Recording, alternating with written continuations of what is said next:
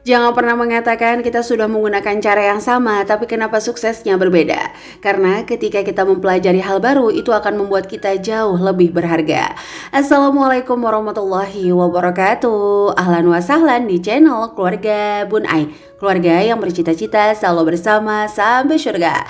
Amin amin ya rabbal alamin. Ada orang yang mencintai progres tapi tidak mencintai proses, atau bahkan orang terlalu menikmati proses sehingga tidak berprogres. Waduh, agak berat ya di akhir bulan. Maksudnya gimana nih Bun Ai? Ada orang yang menikmati prosesnya, sabar, kalem, tapi tidak mengevaluasi apakah proses yang sudah dilakukan ini berprogres atau tidak. Ada juga orang yang maunya progres aja tapi nggak suka sama proses. Intinya maunya langsung sukses tapi nggak suka sama kegagalan. Padahal untuk menuju keberhasilan ya pastinya harus melewati banyak kegagalan. Nah, lebih tepatnya lagi sih bukan kegagalan teman-teman, tapi kita belajar cara efektif untuk mencapai keberhasilan. Waduh, apa kabar di akhir bulan? Mudah-mudahan di akhir bulan ini teman-teman anggarannya selalu aman, kesehatannya selalu terjaga. Di Depok sendiri tuh lagi musimnya kayak panas banget terus hujan. Nah, Baby Agni tuh kemarin kena impertigo sampai hari ini juga ya teman-teman. Jadi sekitar wajahnya itu hidung dan bagian bawah bibir tuh kayak agak-agak luka. Nah, makanya kemarin Bunda konsen dulu untuk si Baby Agni. Tapi alhamdulillah hari ini masih dapat rezeki untuk upload ya teman-teman. Oke, jadi hari ini Bunda mau sharing nih ya untuk pertanyaan yang banyak banget di Instagram dan Smart Mom Class, yaitu adalah gimana sih Bun Ai? Aku tuh ngatur budgeting kalau udah banyak utang. Nah, mudah-mudahan hari ini video Bun Ai bisa membantu teman-teman yang lagi galau, dan kalau emang bermanfaat bisa bantu Bunda share ke seluruh sosial media yang teman-teman punya. Oke, seperti yang Bunda bilang ya, selalu Bunda bilang bahwa tidak semua cara atau metode hemat atau metode presentasi itu cocok untuk kita. Nah, yang pertama teman-teman harus tahu, mungkin kalau ya dalam pengaturan keuangan, itu ketika gajian kita disuruh 50% untuk living, 20% misalnya untuk saving, 20% lagi playing, atau 10% lagi dana tak terduga. Itu berlaku kalau keuangan itu sehat. Sehat dalam artian gini loh, secara ibaratnya cicilan itu cuma 30% dari hutangnya dia. Nah, kalau menurut Bunda pribadi, ketika teman-teman udah ngerasa banyak hutang, step yang dilakukan adalah yang pertama, menuliskan dulu seluruh kewajiban. Jadi kewajiban itu meliputi tagihan, cicilan, arisan yang sifatnya udah fix kita bayarkan setiap bulan. Sebagai contoh nih ya, tagihan misalnya SPP anak, tagihan listrik yang udah ada estimasinya. Misalnya aku setiap bulan kayaknya kisaran segini deh. Nah, itu boleh. Wifi, arisan, nah itu dihitung dulu. Setelah itu dihitung, kita lihat nih sisanya berapa. Kalau memang masih memungkinkan, kita bisa save mulai dari 10% dulu nih dari sisanya. Oke, biar lebih mudah lagi kita coba pakai analogi untuk nominal ya teman-teman. Sebagai contoh nih, misalnya gajinya 4 juta. Nah, kewajibannya aja udah 2 juta. Kalau teman-teman pakai metode misalnya nih ya, oke, berarti 4 juta saving di awal 20%. Berarti kan 800 ribu. Itu berat teman-teman. Berarti kan sisa yang bisa digunakan untuk kebutuhan 1,6. Oke, kalau single masih bisa. Tapi kalau misalnya udah punya anak, itu udah berat banget. Baru anak satu aja udah berat. Apalagi 2, 3, dan seterusnya. Nah, jadi kalau saran dari Bun Ai, kalau udah terlanjur banyak hutangnya, please banget tulis dulu penghasilan dikurang kewajiban. Nah, dari sisanya aja mulai di save 10%.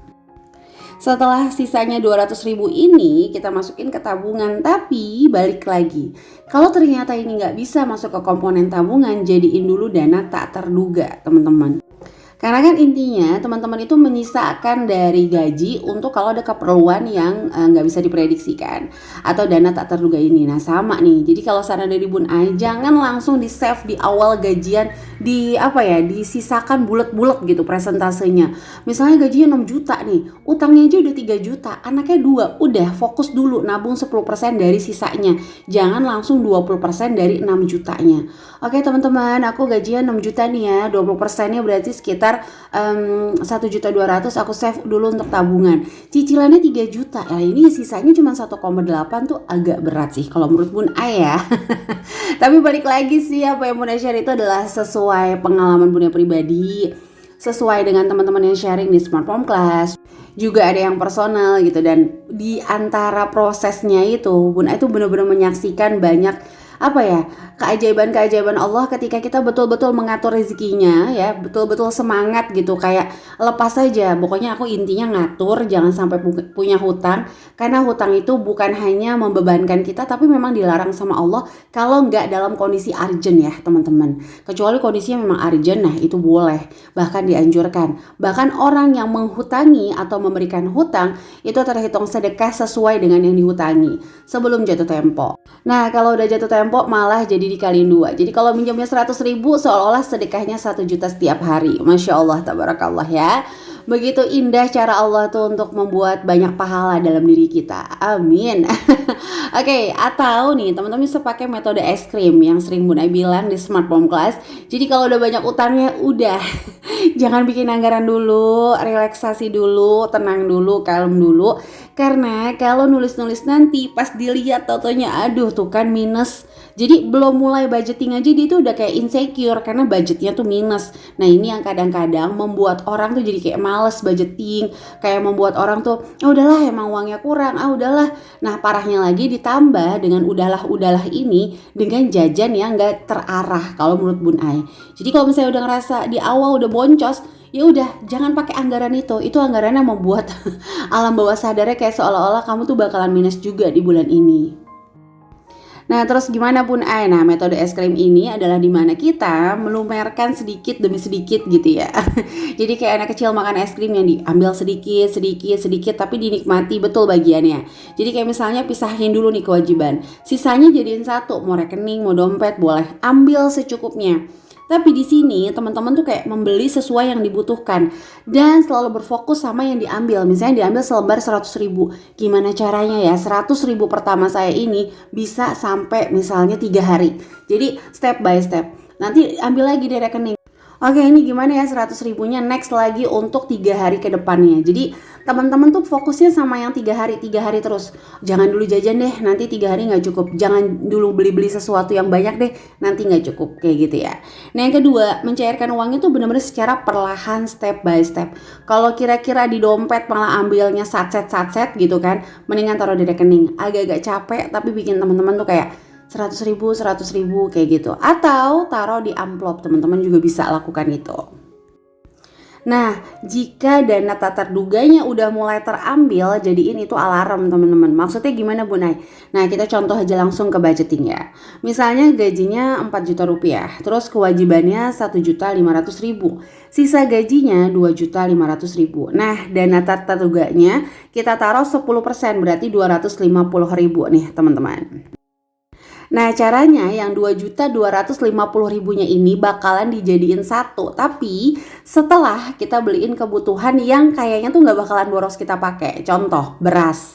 Terus ibaratnya tuh minyak. Gak mungkin kan tiba-tiba ada beras 25 kilo bisa sebulan terus jadi kayak masak beras mulu, itu kan gak mungkin teman-teman. Atau diapers yang punya bayi, beliin yang mahal-mahal dulu komponennya, yang kira-kira itu yang bisa kita kontrol sebagai ibu-ibu. Jadi kontrolnya kita gitu, diapers kontrolnya kita, minyak kontrolnya kita, beras kontrolnya kita. Tapi kalau teman-teman belinya yang bisa dikontrol sama anak-anak, contoh saus, kecap, itu kan bisa dikontrol sama anak-anak. Apalagi cemilan, itu bakalan bisa bikin boncos di awal. Jadi saran dari Bunda seperti itu, belanjakan kebutuhan yang bisa secara produk, emang penggunaannya tuh bisa langsung dikontrol sama mama-mama ya. Tapi kalau kulit yang udah nggak bisa dikontrol, langsung aja gunain produk dari Scarlett. Nah teman-teman udah pernah ya, pastinya nih Bunda udah pernah review tentang Happy seriesnya Scarlett.